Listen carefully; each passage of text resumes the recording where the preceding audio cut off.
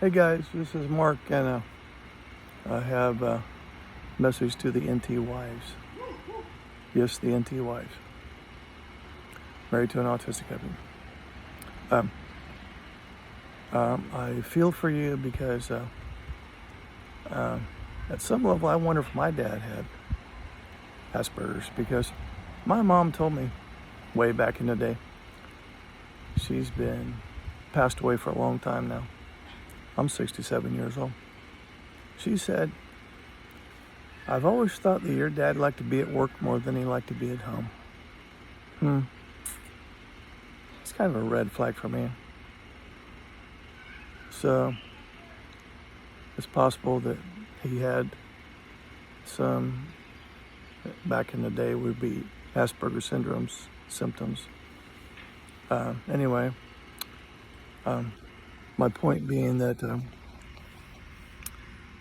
we don't really know what kind of family history we have. You may have had a emotionally absent father. Maybe he was ASD level 1 is what we're calling it now. Maybe you had, maybe your father had an emotionally absent father.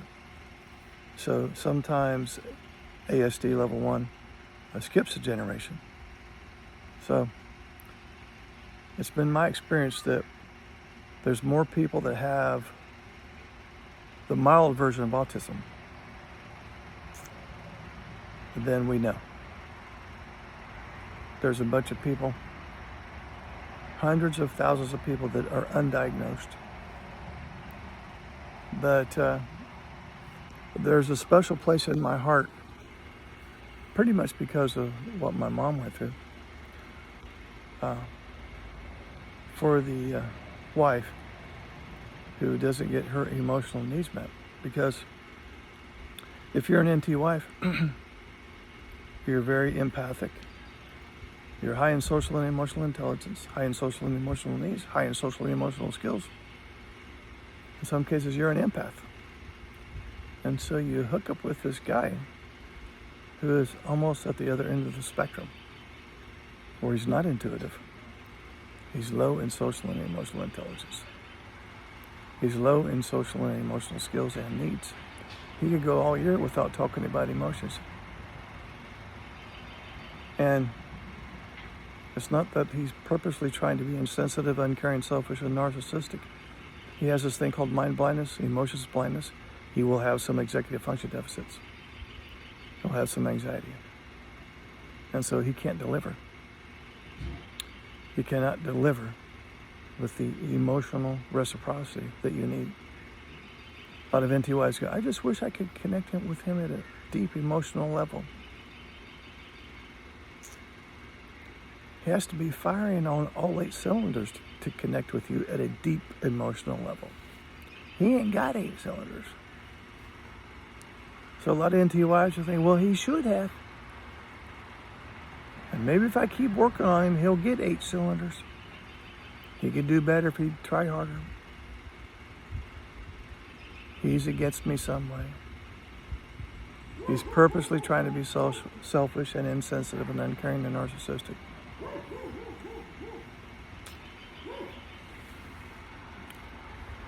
No. You hooked up with an autistic person. And autism is a developmental disorder, which means that developmentally the social and emotional brain is underdeveloped. His brain is stunted. Chronologically, he could be 45 years old. Emotionally, 12 years old. How many of you have had the thought, well, we have 3 kids and 1 husband. I feel like I'm raising 4 kids. You are raising 4 kids.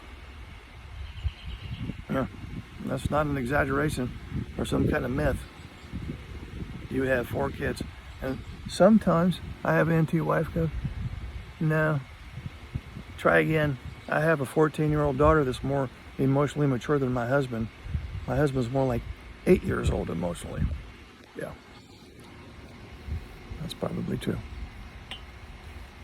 But he passes as a neurotypical in all other areas of life. because he's not dealing in other areas of life with somebody who is so socially and emotionally complex as you. You are his number one source of stress. Why? Because you're the most complicated person in his life in the social and emotional sense. You are laden with social and emotional intricacies. You are fraught with social and emotional nuances.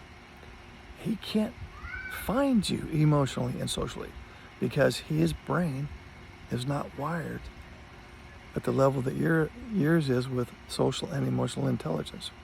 He's not very intuitive. He's very task-oriented.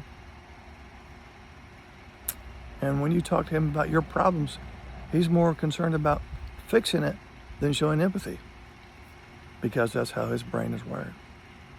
Your brain is wired to notice body language, facial expression, voice inflection. You can look at somebody and see how their voice sounds and how their face looks, and you will intuitively, at an unconscious level, know exactly what's going on in their head and their heart. He ain't got that skill, ladies. You could explain in great detail what you're feeling. He will not only not get it, your explanation will confuse the shit out of him. If the water wasn't muddy enough before you explained it, by the time you get done explaining it, he just wants to shut down. It's like, okay, I have no idea what's going on in her head and in her heart. And that downloads to you as being, he's insensitive, uncaring, selfish, narcissistic, and so on. Totally get it. Totally get it. Why you would download it that way.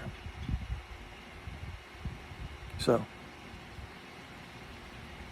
if you're married to someone with autism, you can continue to be offended by the fact that he has a brain disorder, or you can leave. Sometimes that's the best option, quite honestly. Or you can realize, okay, I don't need to be taking this stuff so personally because he can't help it. It still hurts. Still hurts. But it won't hurt as much if I don't take it so personally.